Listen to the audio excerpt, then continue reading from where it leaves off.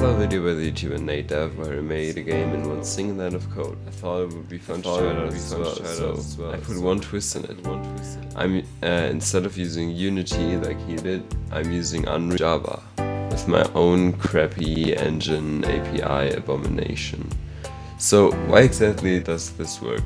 In most high-level coding languages like C++, JavaScript, C#, Java, not Python, we're not talking about Python here, the interpreter doesn't look at code in lines, it looks at segments which are separated by semicolons, commas, brackets and other things. So it doesn't care if you put the code like this, or even this, and the interpreter will still read it the same. So what I've done first is I called the start engine method, which is just a great method. When calling it, I can make the size of a window, the title and a canvas to draw on. I then added a player, made him controllable and trapped him inside of the window for eternity. But I'm not cool or anything, so I gave him a company.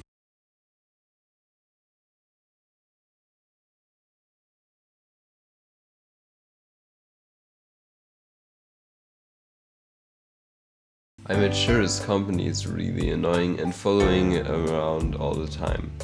I also made sure that when he catches on the player, I destroyed their entire world and existence. But one enemy isn't really enough, so I added... To add kind of a challenge or a goal to the game, I added a score counter on the top left to challenge your imaginary friends to beat your high score. So that's basically it, and for the two people actually interested without any spaces, there are 2,506 characters in the code. This is just a short video, I'm working on some bigger stuff, but yeah. Thanks for watching and have a great day.